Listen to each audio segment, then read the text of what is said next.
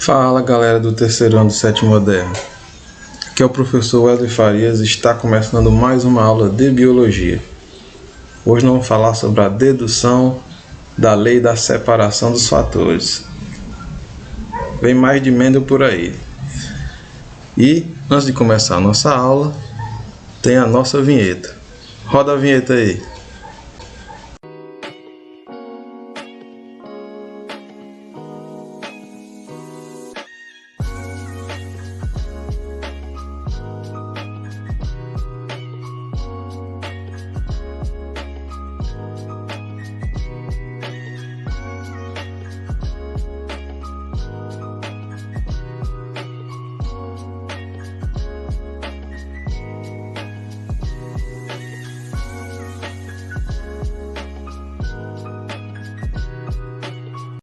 Então pessoal, hoje nós vamos mostrar como Mendel explicou, o encobrimento do estado recessivo de uma característica na geração F1 e o seu reaparecimento na geração F2. Então eu trouxe aqui este exemplo que foi usado na aula passada, em que nós vimos que Mendel, ao realizar um cruzamento de ervilhas, observando a característica aqui que foi cor da semente. E essa cor da semente era representada por dois estados. Tinha o estado verde e tinha o estado amarelo dessa característica. Nós vimos aqui que na geração F1 só apareceu sementes de cor amarela e não apareceu sementes de cor verde. Ele fez autofecundação dessas sementes, ou seja, plantou, esperou elas crescerem e se autofecundarem, e aí ele obteve a segunda geração de sementes em que a cor verde ela reapareceu aqui novamente. Então, aqui nós vamos mostrar como Mendel explicou isso. O encobrimento da cor verde aqui na primeira geração, que não apareceu, e o reaparecimento dela na geração F2. Então, por que isso aconteceu? Então, o Mendel ele já pensava o seguinte, que o organismo ele herda algo de cada um dos seus pais, que o influencia em um certo caráter, manifestando-se de uma maneira ou de outra. Então, ele chamou isso de algo herdado pelo organismo. Existia um algo herdado pelo organismo. E esse algo herdado pelo organismo, ele chamou de fator hereditário. Bem, Mendel elaborou uma hipótese, para explicar esse encobrimento e o reaparecimento da característica nas gerações F1 e F2. E aí ele fala o seguinte: cada característica hereditária é determinada por dois fatores, um herdado da mãe e outro do pai. Então vai formar o par. Um fator vem do pai e outro vem da mãe. Forma o par. A outra premissa diz o seguinte: os fatores de cada par separam-se no momento da formação dos gametas. Então, esse par, que um fator veio do pai e o outro veio da mãe, no momento que esse indivíduo vai formar seus gametas, esse par ele vai se separar. Bem, então vamos lá. Agora vamos falar do que Mendel entendia por indivíduo puro e indivíduo híbrido. Bem, Mendel dizia que o indivíduo puro, para determinada característica, recebe dois fatores idênticos dos pais. Então olha só, eu trouxe novamente aquele exemplo e aqui vamos representar aqui o indivíduo puro. O indivíduo puro recebe dois fatores idênticos, que é o que vocês verem aqui, tá? Os fatores aqui, eles são representados por letras, tá? Então, aqui nós temos os dois fatores aqui da semente verde e os dois fatores da semente amarela. A característica aqui é cor da semente, nós vamos representar pela letra V. E essa letra V, ela pode ser um V maiúsculo, um Vzão, ou um V minúsculo, um Vzinho. O que é que muda de um para outro? Que vai mudar a nossa representação de dominância. Lembrem, nós falamos na aula passada que cada característica vai ter uma versão que é dominante e uma versão recessiva, tá? Então aqui, o estado verde da característica cor da semente, ele é recessivo. Já o estado amarelo da característica cor da semente, ele é dominante. Como é que eu sei isso? Quem é dominante e quem é recessivo? Observando a próxima geração, tá? Que seria a geração F1, a primeira geração dos filhos. O que é que apareceu aqui na primeira geração? Apareceu os indivíduos todos da cor amarela. Todas as plantas aqui eram produtoras de sementes amarelas, tá? Recebeu um fator, tá? Vzão de uma das plantas, tá? Recebeu um fator Vzinho da outra planta. No caso, vai ser um fator que vem do pai, tá? E um fator que vem da mãe. Tá tudo representado aqui.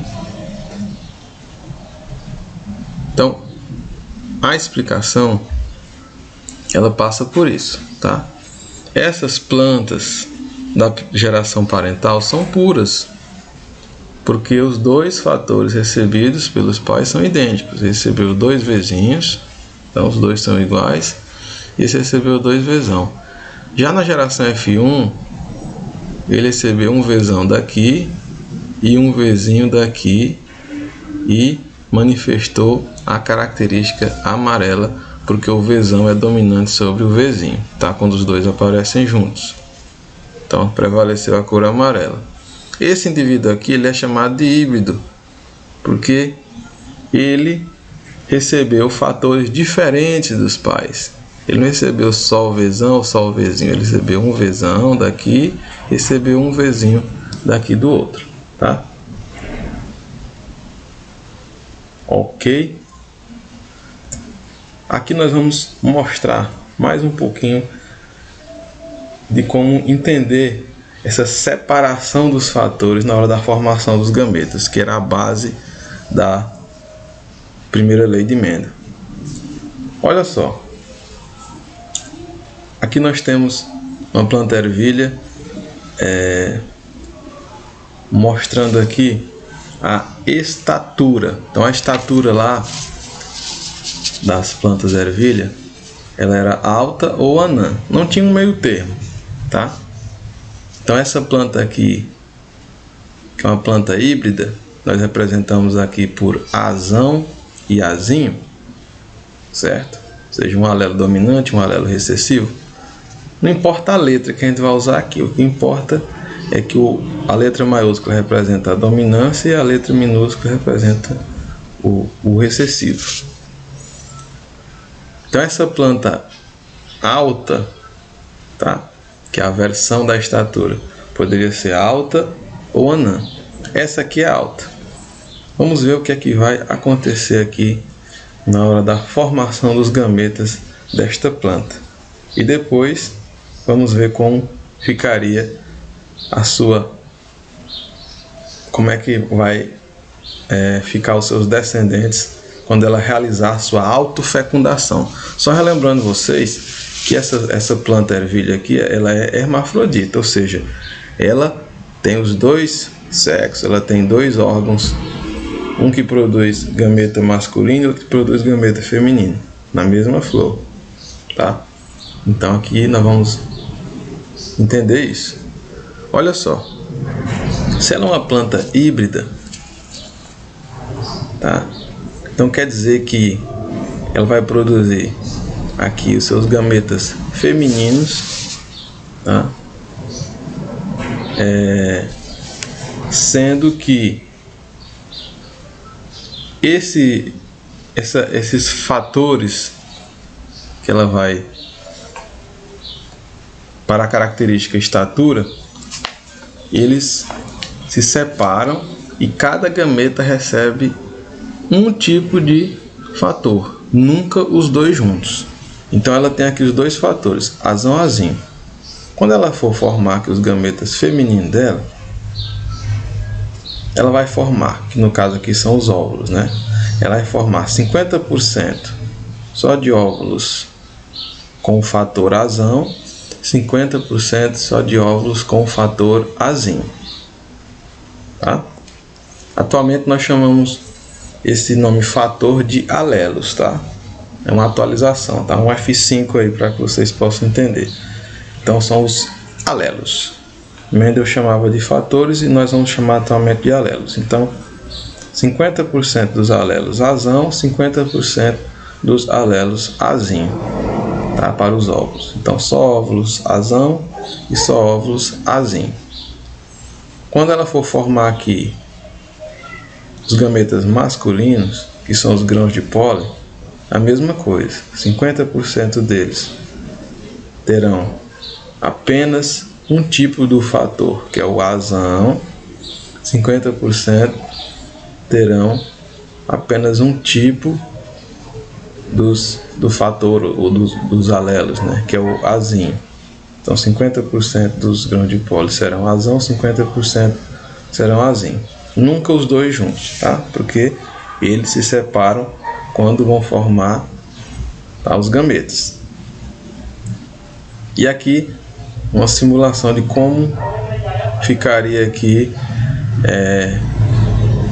a descendência, tá? Como é que surgiriam as novas plantas aqui a partir do encontro desses gametas. Então, se um gameta azão, no caso aqui um óvulo azão, encontrar com o grão de pólen azão, vai surgir uma planta azão, que é uma planta alta, tá? Lembra que o azão é o dominante. Se o óvulo azão encontrar com um grão de pólen azinho, azão, é uma planta alta também, porque o alelo dominante está aqui presente. Se o óvulo azinho dos outros 50% aqui encontrar com um grão de pólen azão, fica azão, também, planta alta.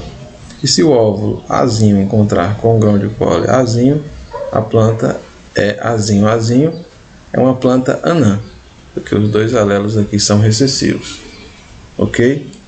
Então, pessoal, o ponto fundamental dessa hipótese proposta por Mendel é a separação dos fatores hereditários, que eu acabei de mostrar para vocês, durante a formação dos gametas. Então, nós vimos que cada característica é composta de dois fatores, um que é recebido do pai e outro da mãe, mas quando esse indivíduo vai formar os gametas dele, esses dois fatores eles se separam, como eu acabei de mostrar no exemplo da flor, né? Aqui da estatura da ervilha.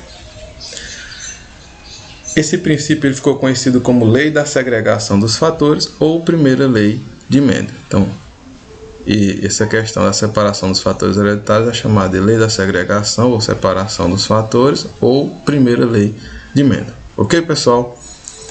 Então, eu espero ter ajudado vocês. Agradeço pela atenção. Caso tenham gostado da nossa aula, pode deixar o seu like. Se tiver ficado alguma dúvida, deixem lá nos comentários. E até a nossa próxima aula.